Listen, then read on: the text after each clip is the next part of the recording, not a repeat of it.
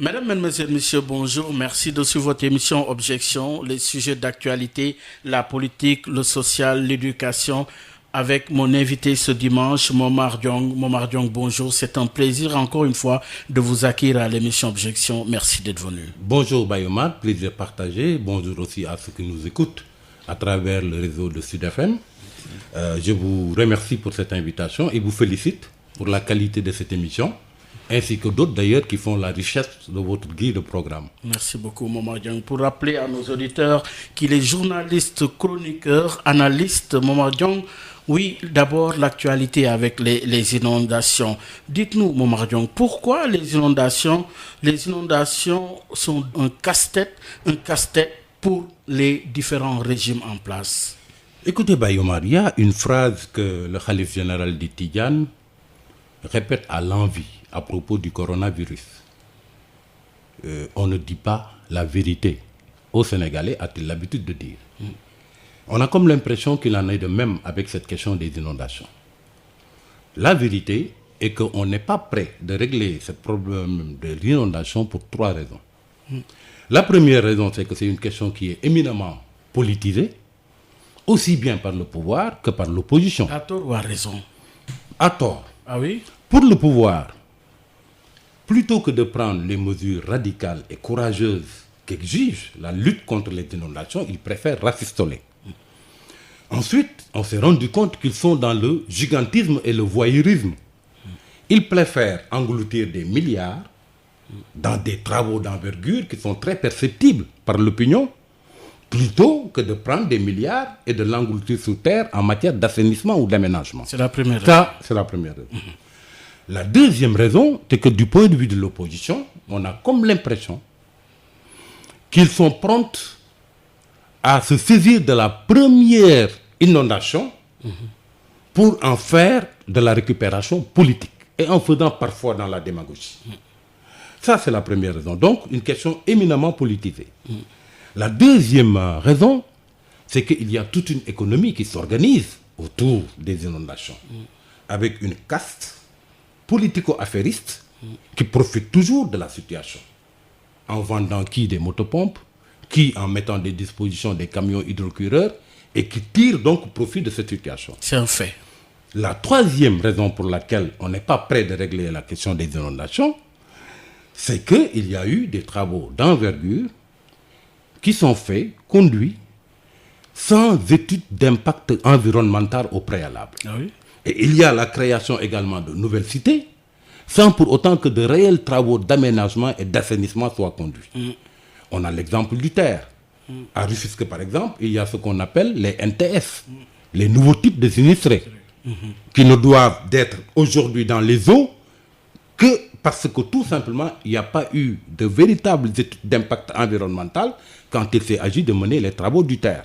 Voilà les raisons pour lesquelles on en est à cette situation. Oui, mais ce qu'il y a aussi, Momar Diong, c'est que chacun des présidents déclare avoir fait ce qu'il fallait faire. Vous avez le plan Orsec, le plan décennal, entre autres. Je ne pense pas que depuis la date des premières inondations au Sénégal en 89, les gouvernements successifs aient eu à faire ce qu'ils avaient à faire.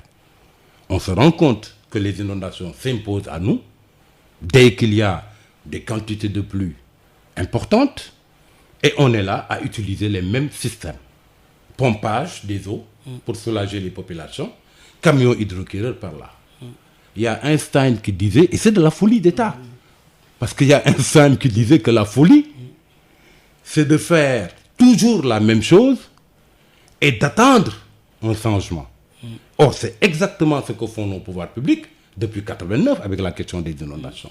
La récurrence. La récurrence. Mais est-ce que c'est pas dans l'approche?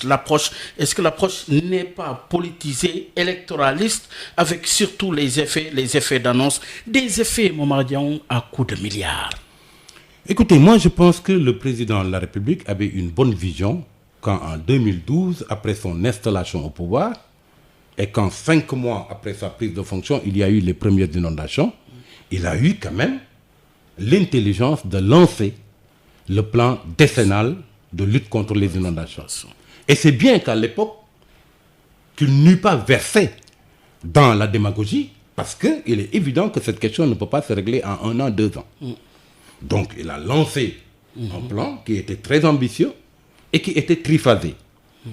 Il devait y avoir une première phase qui était appelée la phase d'urgence, 2012-2013, et qui devait coûter 69 milliards.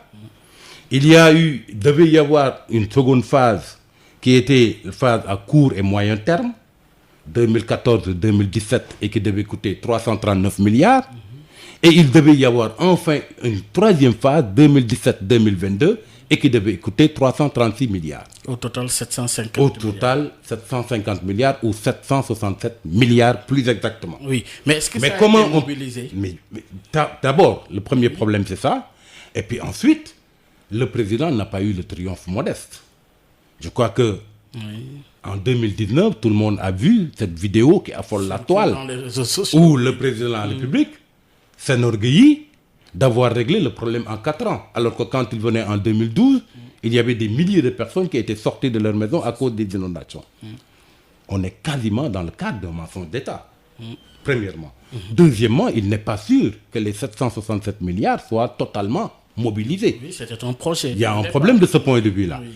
Mais la principale limite du plan décennal du président de la République, c'est qu'un programme comme ça, qui s'écoule sur 10 ans, et qui comporte 3 phases, devait faire absolument et de façon régulière l'objet d'un suivi-évaluation. Malheureusement, on a un président de la République à réaction. Oui. Il a fallu qu'il y ait eu les premiers effets des inondations pour qu'il demande à ce qu'on lui fasse un rapport détaillé du plan décennal.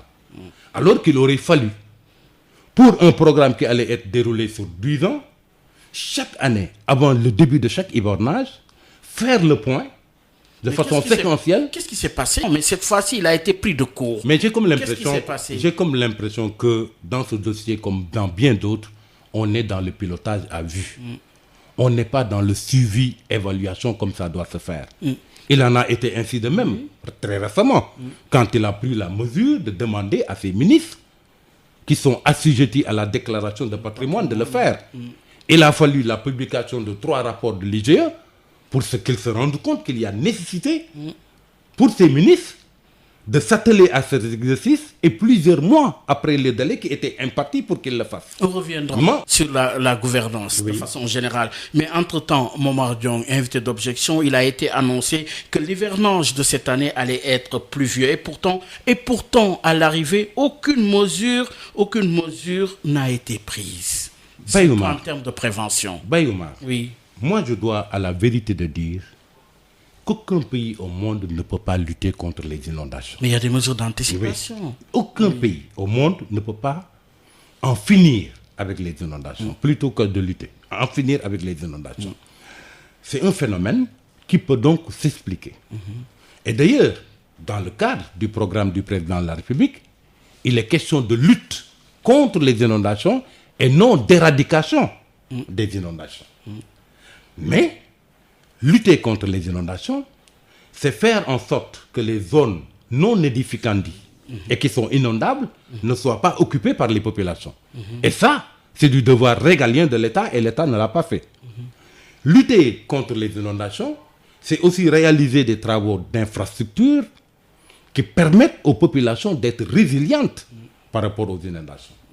Mais malheureusement, ça n'a pas été fait. Et ce qui est encore plus grave, c'est les effets d'annonce, les slogans, les mensonges d'État qui ont accompagné tout cela. Parce que quand le président s'enorgueillissait d'avoir réglé le problème en 4 ans, c'était totalement faux. Quand on dit également qu'on avait mis 767 milliards, il s'est avéré aujourd'hui à l'arrivée que ça n'a pas été le cas. Et là, ça pose un problème. Donc je peux comprendre, à la décharge du gouvernement du président Macky Sall, qu'il est extrêmement difficile, voire impossible de venir à bout des inondations. Et qu'on ne peut que lutter pour ça, en permettant à la population d'être résiliente, mais cela demande des mesures courageuses que l'État devrait maintenant pouvoir faire. Oui, mais le constat, il est fait. Il y a tellement de structures, des structures créées, en termes de prévention de catastrophes, à l'arrivée, pas de mesures efficaces.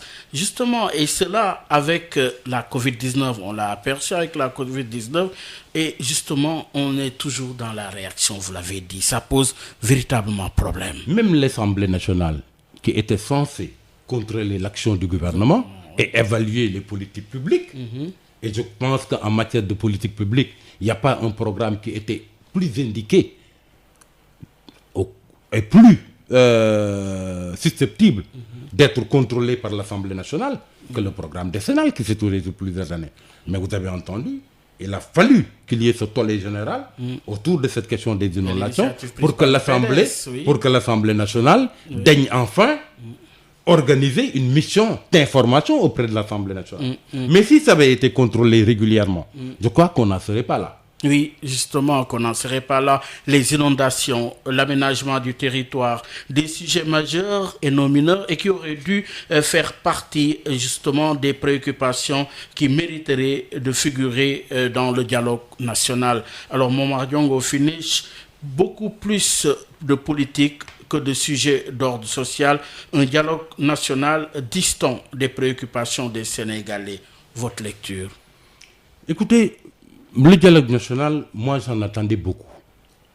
J'en attendais beaucoup parce que le président Macky Sall, après sa réélection, a eu à bénéficier d'un contexte qu'aucun de ses prédécesseurs n'a eu auparavant. C'est-à-dire? Il a eu à gagner les élections, l'opposition a eu à contester sa victoire, mais ne s'est pas lancée dans un contentieux post-électoral. Elle n'a pas eu à faire de recours. Oui. Ensuite, le président de la République, quelques mois après, a tendu la main à l'opposition pour l'ouverture d'un dialogue national.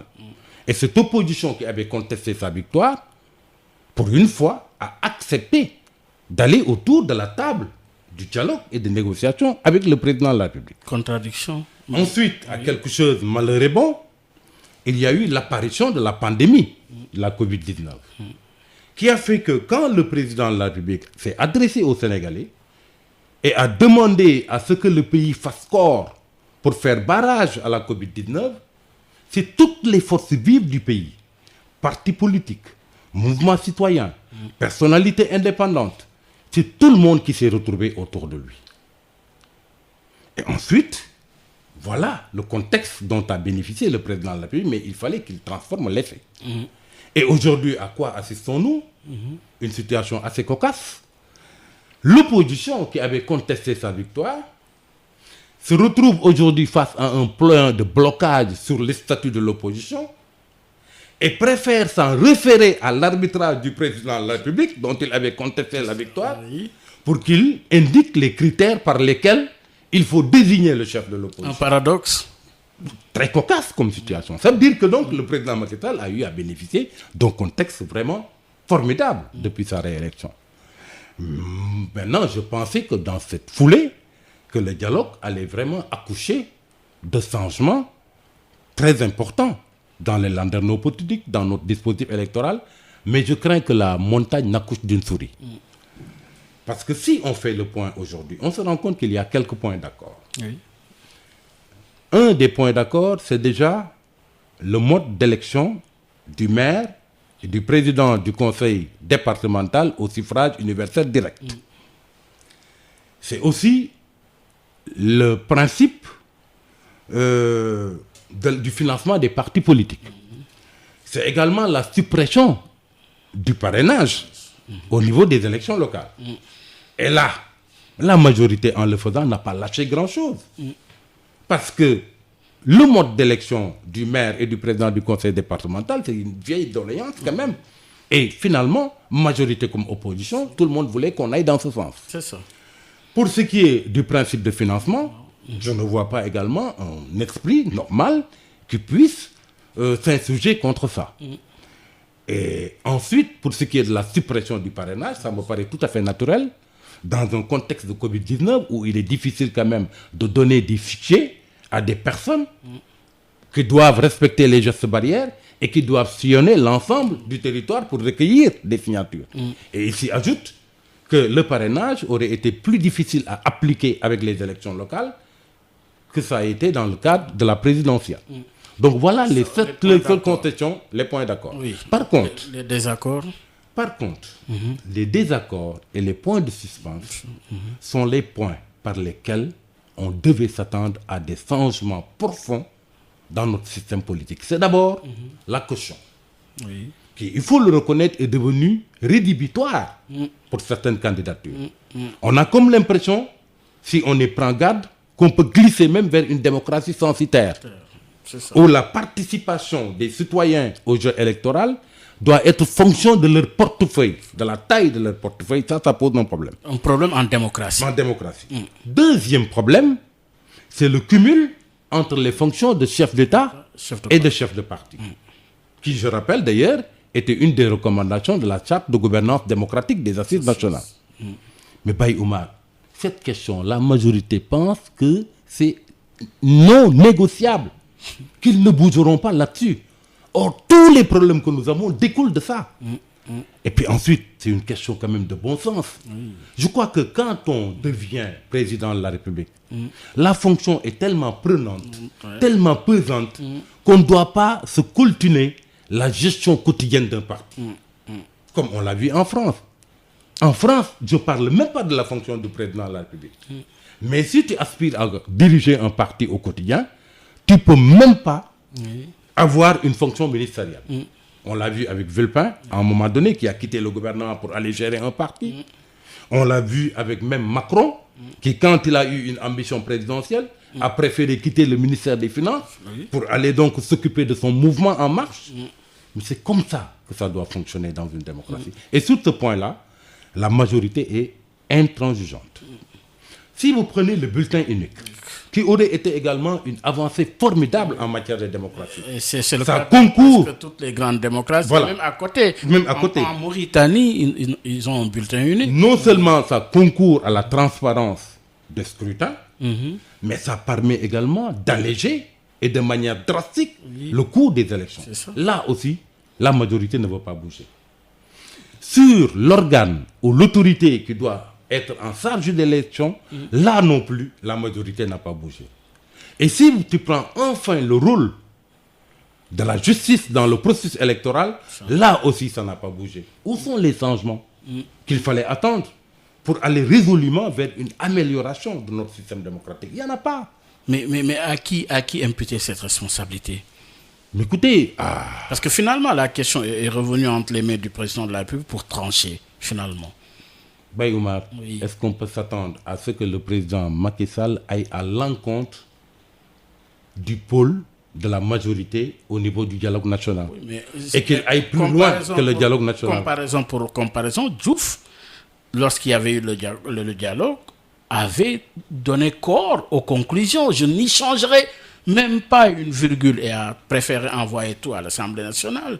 Alors, sauf que cette fois-ci, nous avons un président de la République qui a eu à dire sans sourciller qu'il allait réduire son opposition à sa plus simple expression.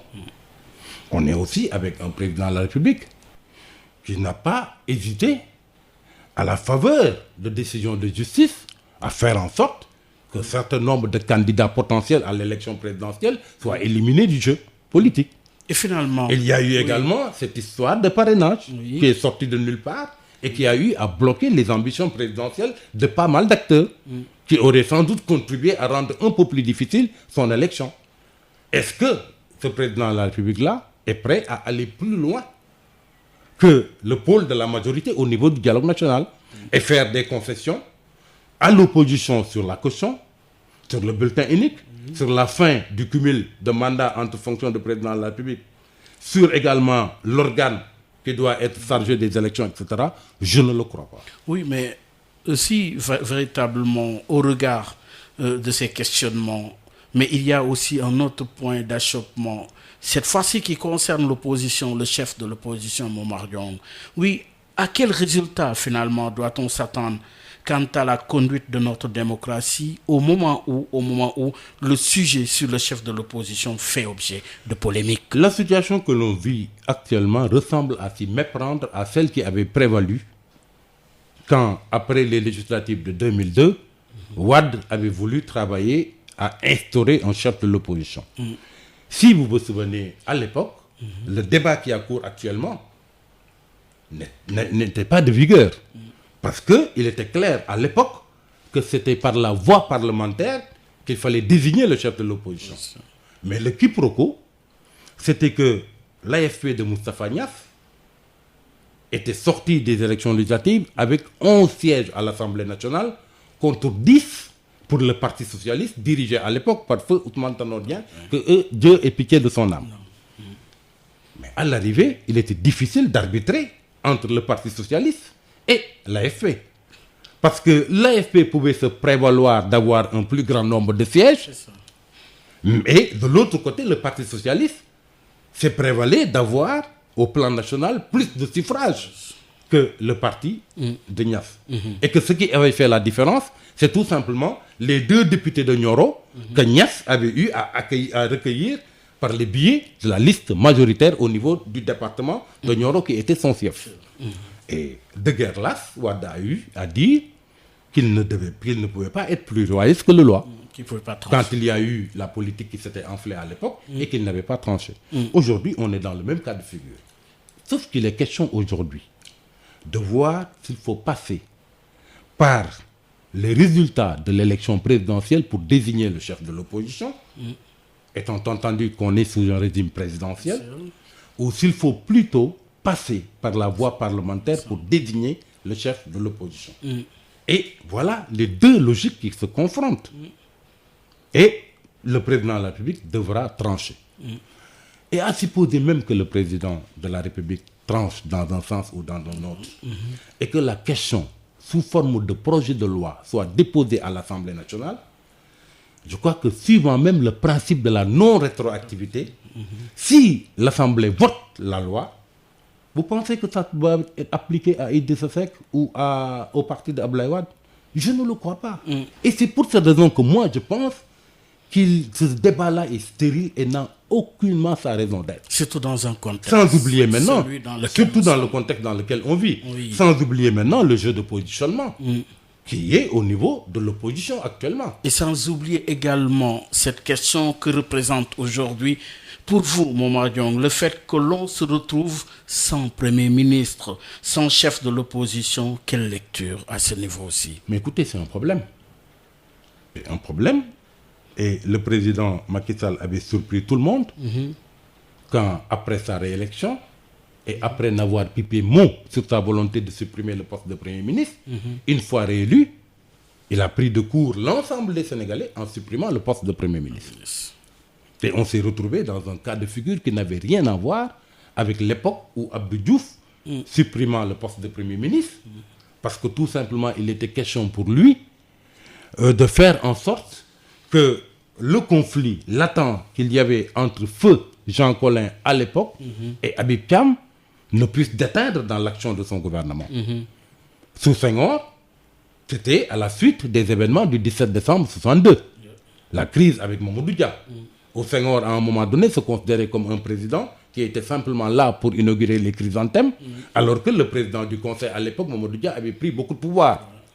Donc, il avait dû, à l'époque, à la suite de cette crise-là, pour rompre le bicéphalisme qu'il y avait à la tête de l'État, se débarrasser du poste de président du Conseil. C'est ça. Mais sous Macky Sall, on s'est retrouvé dans un contexte qui n'avait rien à voir. Et où il avait même fini de battre campagne sur la base des réalisations qu'il créditait à son Premier ministre et à son gouvernement. Donc c'est dans l'étonnement général qu'il a eu à prendre cette décision. Et aujourd'hui, ça se ressent. Le président est exposé, il est trop seul, et qui trop embrasse mal étreint. Et le résultat au final, c'est qu'on est là, on a quasiment une situation où tous les pouvoirs convergent vers le président de la République, qui est absorbé par tout cela. Il s'y ajoute qu'il ne veut pas se délester de ses charges de président du parti et de la coalition. Et à partir de ce moment-là, il y a un problème. Il y a un problème, oui. Nous en venons à une question aussi problématique aujourd'hui. C'est la question du 3e mandat. Momar Diong, cette question du 3e mandat aussi fait objet de polémiques un peu partout, notamment en Côte d'Ivoire et en Guinée-Conakry. Que vous inspire cette question dans le contexte dans lequel nous sommes? C'est le reproche que j'ai l'habitude de faire personnellement à la CEDEAO.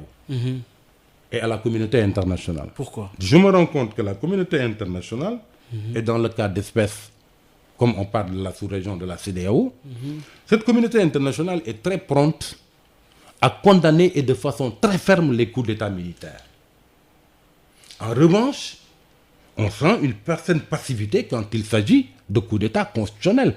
Parce que moi, je considère qu'il y a deux types de coup d'État.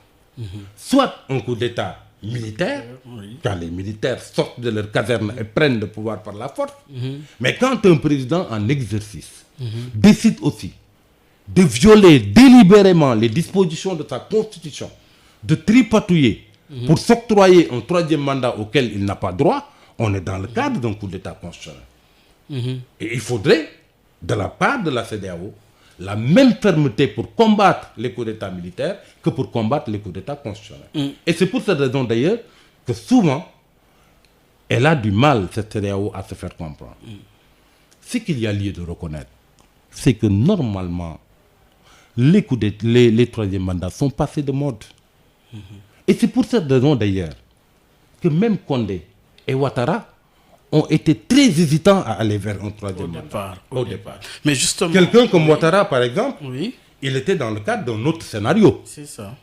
Qui consistait à adouber Gon Coulibaly pour qu'il soit le candidat de la RHDP. Avant que, finalement, Dieu ne prenne son âme.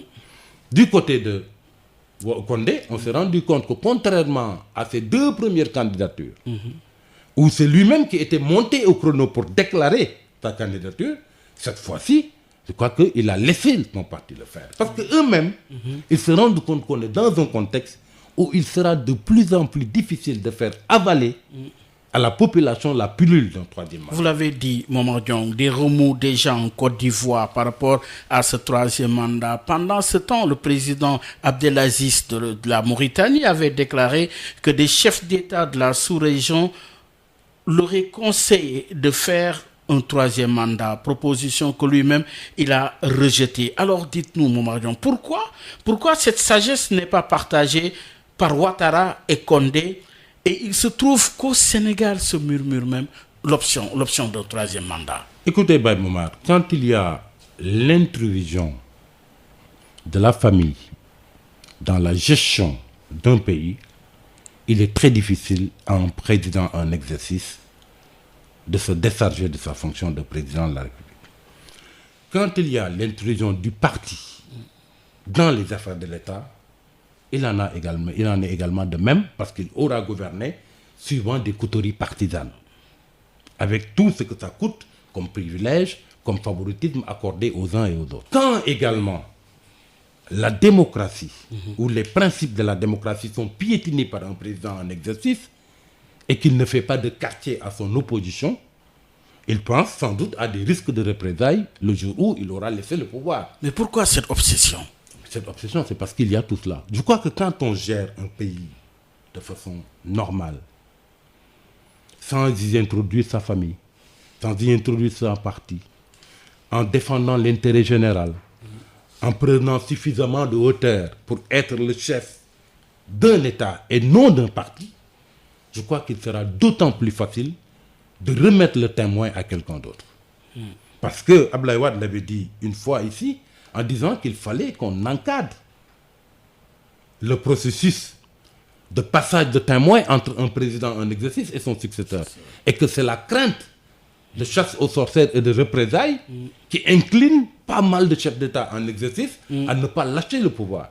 Et c'est pour cette raison d'ailleurs que je regrette énormément ce qui se passe en Mauritanie. Parce que tu l'as évoqué tout à l'heure, le cas d'Abdelaziz. Voilà un exemple qu'il fallait suivre. Mais en voyant aujourd'hui les misères que Abdelaziz est en train de subir, de la part de quelqu'un avec lequel il s'entendait à merveille, et dont il a aidé d'ailleurs à l'élection, mais écoutez, beaucoup de chefs d'État qui tiennent aujourd'hui les manettes de leur pays peuvent être enclins à les garder et à ne pas lâcher le pouvoir. Ce qui aurait dû être comme un modèle devient un regret. C'est à ce niveau-là, que je regrette très sincèrement ce qui se passe en Mauritanie. Parce que si, par exemple, Abdelaziz connaissait un bien meilleur traitement que celui qu'il est en train d'être subir actuellement, peut-être que ça aurait encouragé un certain nombre de chefs d'État à lâcher le pouvoir. Mais malheureusement, ils peuvent être portés à croire que si demain il lâche le pouvoir, ils vont subir les mêmes représailles que Abdelaziz est subi. Et finalement, Momar Diong, invité d'objection, quelle fonction conférer à notre Constitution? Notre Constitution, au regard du développement démocratique, que représente notre Constitution, Momar Diong? Une Constitution finalement taillée sur mesure pour les dirigeants qui se succèdent et au gré des enjeux électoraux. Il y a l'autre qui disait qu'une constitution est tellement sacrée qu'on doit la toucher qu'avec une main tremblante. Voilà comment on doit considérer nos constitutions. Et puis une constitution a beau être parfaite du point de vue de son contenu, mais tant qu'un président de la République n'a pas la volonté de la respecter, il peut toujours, au besoin d'une manipulation et d'un tripatouillage, qui sera bien évidemment étayé et consolidé par un ersatz de référendum, il peut faire tout ce qu'il veut avec. Et c'est pour cette raison que moi, pour qu'on en finisse avec ces histoires de troisième mandat, je milite surtout pour la proposition du CRD. C'est-à-dire Qui consiste à ce que le protocole additionnel de la CEDEAO soit revu. Et qu'à l'intérieur, et suivant une clause d'éternité, qu'on y inscrive en règle d'or le respect strict des 2 mandats de 5 ans. Et que plus personne dans les pays de la sous-région ne puisse venir demain vouloir avoir plus de 2 mandats. Et ça aura réglé le problème. Quand la CEDEAO a voulu éviter les problèmes préélectoraux, je crois que le protocole additionnel est venu régler ça. C'est ça. Parce que c'est dans ce protocole additionnel qu'il a été clairement stipulé que sans consensus fort de la part de tous les partis, à 6 mois d'une élection présidentielle, aucun changement ne peut être fait dans le dispositif électoral, dans la loi électorale. C'est conformément. Et depuis lors, oui. tout le monde se conforme là-dessus. C'est ça. Et on n'a plus ce problème. Eh bien, de la même manière que cette disposition est venue régler définitivement le tripatouillage du code électoral à la veille d'élection présidentielle, sans consensus, il faudrait également que, sur la base d'une clause d'éternité, qu'il soit inscrit dans le protocole additionnel que dans les pays de la sous-région, plus personne ne peut faire plus de 2 mandats consécutifs. Pour éviter... Et on aura verrouillé, on réglera tout. Et c'est pour cette raison d'ailleurs que cette option me paraît la plus indiquée. Parce que ça vient renforcer cette disposition, si tant est qu'il existe également dans les constitutions respectives des pays. C'est conformément, ce que vous dites, conformément à la CEDEAO des peuples, justement, parce que si la CEDEAO existe par le fait des peuples aussi. Mais bien évidemment. Oui. Alors, pour éviter également que les présidents ne soient mal élus également. Je crois que ça concourra un peu à la légitimité d'abord de ces présidents. Deuxièmement, également, ça permettra au pays de retrouver une certaine stabilité. C'est là.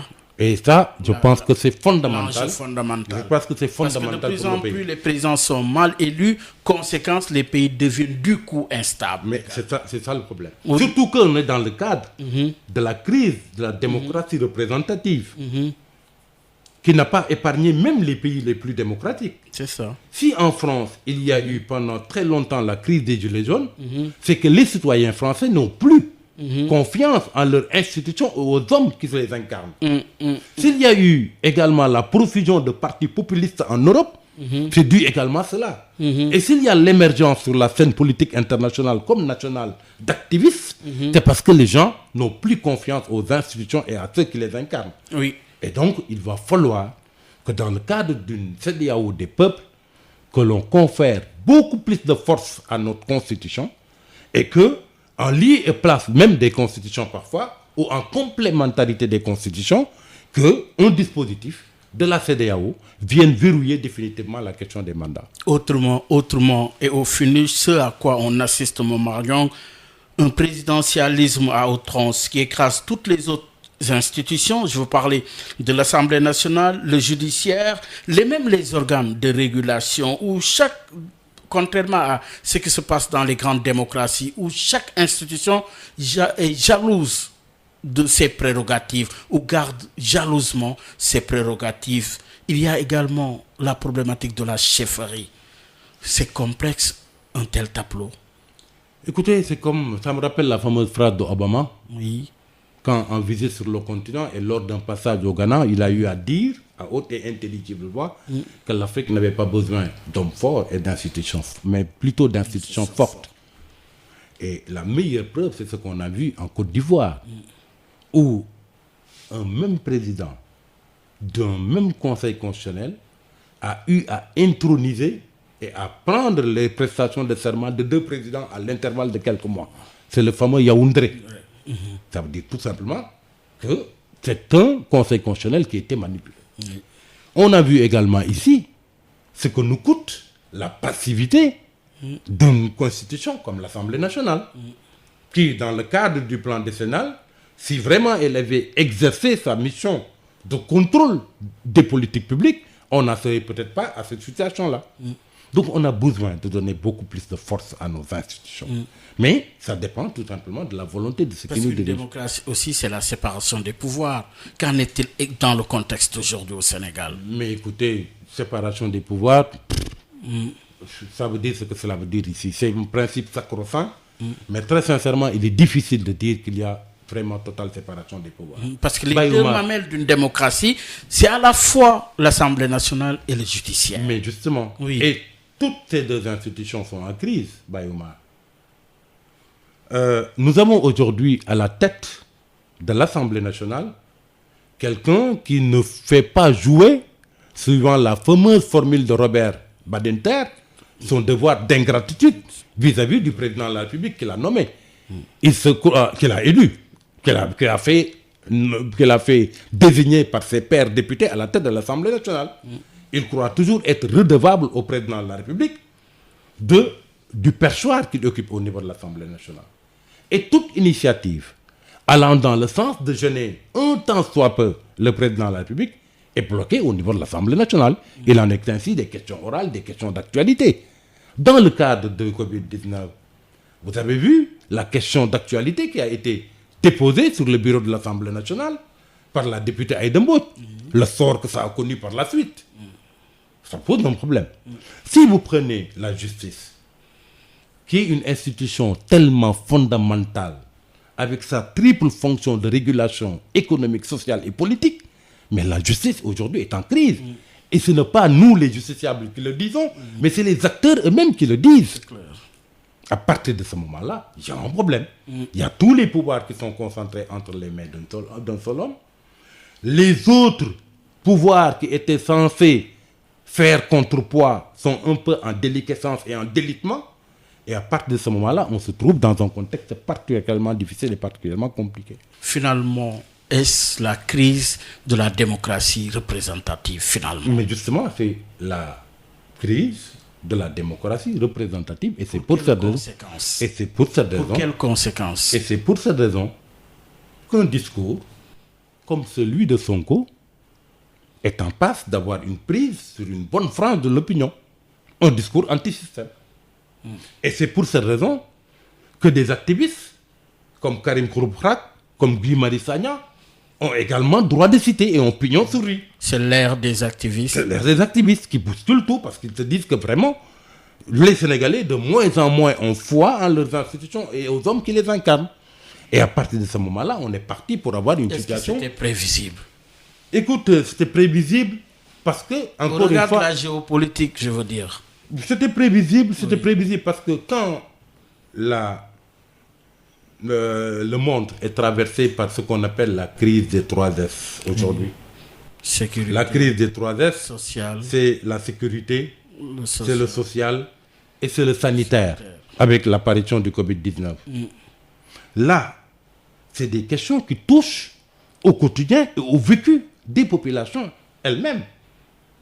Et quand il n'y a plus d'espoir à l'horizon, et quand les populations ont l'impression d'être lâchées par les pouvoirs publics, ou que leurs préoccupations ne sont pas suffisamment prises en compte, écoutez, à partir de ce moment-là, c'est vraiment une situation de malaise qui s'installe au sein de la population, de découragement et de désespérance. Or, il n'y a rien de pire pour un pays qu'une population qui sombre dans la désespérance. Et c'est dommage d'ailleurs, et c'est pour ces raisons d'ailleurs que le président Macky Sall, qui a toujours le génie de trouver des bonnes formules, avait appelé tous les Sénégalais autour de son projet politique qu'il avait appelé APR Yakar, Alliance pour la République, parce qu'il estimait que la République était suffisamment malmenée par Wade, qui en avait quasiment fait son patrimoine, que peut-être ça allait être porteur d'inviter les Sénégalais autour de la restauration de la République. Et Yakar, parce qu'il était conscient que les Sénégalais sombraient dans une certaine désespérance, qu'il fallait les inviter à retrouver l'espoir par le biais de son projet politique. Et on a comme l'impression que de l'APR Yakar, il ne reste plus que l'APR, mais que le Yakar là est en train vraiment a été laissé peut-être en cours de route. Et c'est ce qu'il faudrait qu'il restaure. Le président de la République doit restaurer la confiance des Sénégalais en ceux qui les gouvernent, en leurs institutions et en leur capacité à régler leurs problèmes et à répondre à leurs attentes pressantes. Le fossé n'est-il pas trop grand? Oui, écoutez, le fossé, c'est vrai qu'aujourd'hui c'est très difficile, mais je crois que si le président de la République se rappelle le discours du candidat Macky Sall et de tout ce qu'il avait promu à l'époque sur la base de slogans qui avaient frappé les esprits, la patrie avant le parti, une république, une gouvernance sobre et vertueuse, s'il revient à ses fondamentaux, je crois que la situation est encore récupérable. Parce que la situation n'est pas si désespérée que cela. Ah oui? Et c'est pour cette raison que même si je trouve que le dialogue national pourrait ne pas accoucher des changements qu'on attend, au moins on peut en espérer quelque chose. Moi, le rêve que je caresse, c'est que la fin du dialogue politique, sur la base de ce que le dialogue national va produire comme bréviaire et comme feuille de route, que le président s'appuie là-dessus pour aller vers un gouvernement de majorité présidentielle élargie. On sent beaucoup plus le dialogue politique que le dialogue national. Oui, mais le dialogue politique, parce que quand même il y avait un repère, il y avait les élections locales qui de toute manière seront reportées. Les locales seront reportées pour 3 raisons. La première raison, c'est que il y aura l'audit du fichier et l'évaluation du processus électoral de la refonte partielle de 2016 à la présidentielle 2019, ce qui prendra énormément de temps. Deuxièmement, selon la loi 39 alinéa 5 du code électoral, il va falloir lancer la révision des listes électorales, ce qui prendra également un certain temps entre l'enrôlement, le traitement de la révision, l'ouverture de la période contentieuse, la confection des cartes électeurs, ça prendra énormément. Mais beaucoup redoutent également, sans oublier. Oui, Momar, beaucoup redoutent également un report des législatives et finalement déboucher sur un couplage législatif local. De toutes les façons, moi, je ne doute pas. Oui. Et je prends l'opinion à témoin autour de ce plateau-là. Je ne doute pas que les élections locales seront reportées pour les 2 raisons que je viens d'indiquer. Et même une troisième, que beaucoup n'ont pas peut-être... sur laquelle beaucoup n'insistent pas, c'est qu'en mars 2021, le Sénégal va abriter le fameux sommet mondial de l'eau, qui est une rencontre d'envergure, et où, par exemple, une municipalité comme la ville de Dakar, qui en est d'ailleurs le maître d'œuvre et tout ça, va jouer un rôle éminemment important. Vous comprendrez que des élections ne peuvent pas se tenir en mars 2021 dans un contexte comme celui-là. Donc, les élections locales seront de toutes les façons décalées. Mais il va falloir que ça soit décalé dans un délai raisonnable.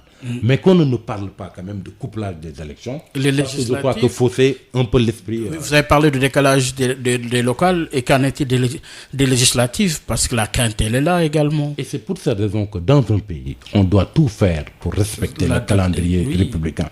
Parce que si on avait respecté le calendrier républicain, on ne se retrouverait pas dans une situation où il y a eu des événements qui sont venus se chevaucher, il y a eu la Covid-19 qui est venue s'imposer à nous, nous imposant un nouveau agenda, ce qui nous amène dans cette situation-là. Il est impératif de respecter le calendrier. Mais à qui profite Oui, justement, le report, le chef de l'État, puisque les gens quand même craignent justement un report des législatives, mais c'est qui lui donnera beaucoup plus de marge. Écoutez, je crois que s'il y a report des élections locales et un couplage avec les élections législatives, ça ne peut profiter que le président de la République.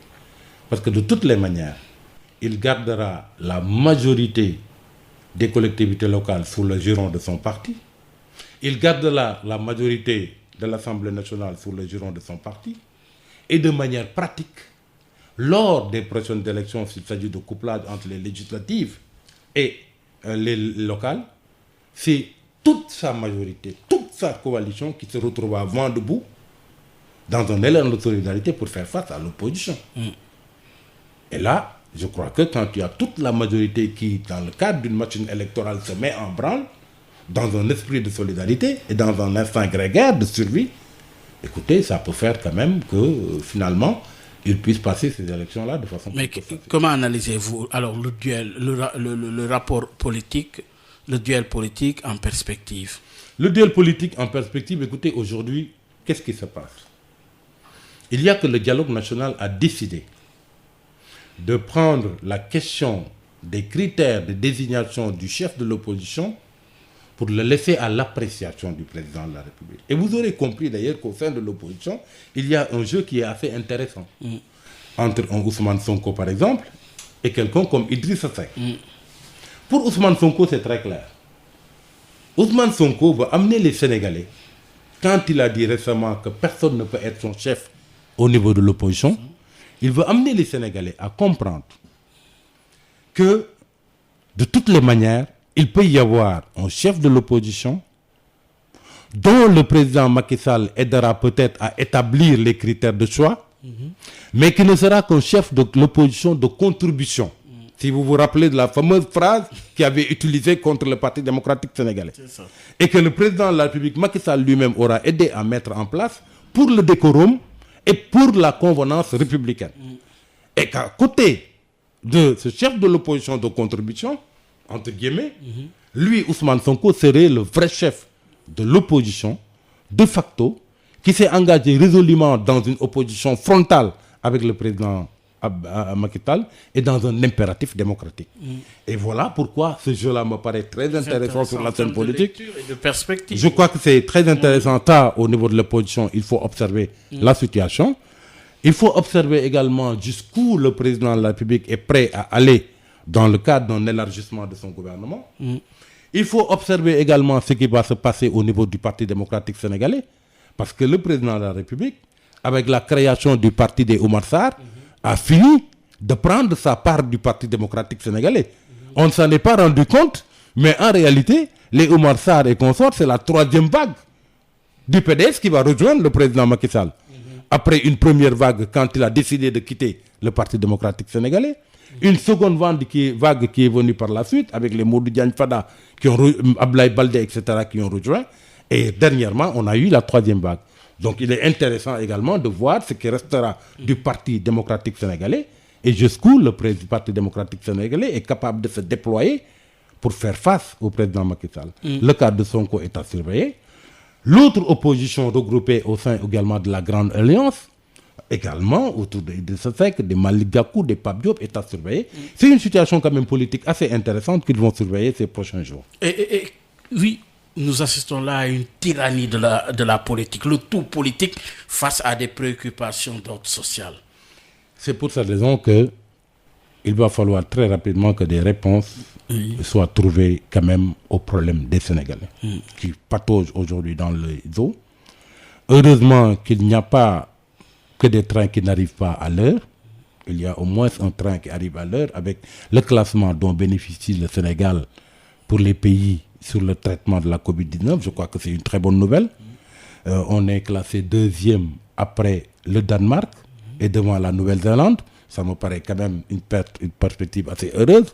Il faut féliciter le personnel médical, le gouvernement et la politique qui a été mise en œuvre pour essayer d'éradiquer ça. Si on règle ce problème, il va falloir quand même qu'on se retrouve autour du règlement de deux questions. Le social, parce qu'il y a énormément de Sénégalais qui souffrent et pour cela, il faut des réponses concrètes et des actions concrètes en mettant l'accent sur la satisfaction des besoins des Sénégalais. Mais, et le deuxièmement aussi sur l'aspect sécuritaire. Sur l'aspect sécuritaire, mais aussi il y a le problème de la redistribution de la richesse aujourd'hui au Sénégal. À ce niveau, en rapport avec la gouvernance, comment qualifiez-vous ce qui se passe présentement? Écoutez, il y a certains qui, quand il y a eu les inondations, ont demandé au président de la République de dissoudre un certain nombre d'institutions. Oui. C'est vrai que le sentiment qu'énormément de Sénégalais ont, c'est qu'il y a beaucoup de leur argent qui se retrouve entre les mains d'institutions à l'utilité douteuse. Ça peut créer quand même une situation de rejet, de dégoût par rapport à la chose plus politique et à la manière dont ils sont gouvernés. Je crois que de ce point de vue-là, il y a des efforts à faire. Le président s'était lancé également dans une logique de rationalisation des finances publiques. Si lui-même, qui a eu à dire aux Sénégalais, et sans sourciller, qu'entre 2012 et 2019, on a eu à dépenser 307 milliards pour l'achat de véhicules. De ce point de vue, je pense qu'également, il y a des choses à corriger. Il s'était engagé également dans la rationalisation des agences, en éliminant certains. Ça aussi, il va falloir qu'il y fasse. Ensuite, parce que je pense qu'il devrait aller vers les prochaines semaines, vers un remaniement ministériel, il sera bon qu'il revoie la taille de son gouvernement. Je crois qu'il ne peut pas ne pas aller vers un remaniement ministériel, parce qu'il a conscience lui-même qu'il va falloir que les lignes bougent. Or, c'est à partir du mois d'octobre que l'Assemblée va reprendre sa session, avec le passage des ministres pour leur budget.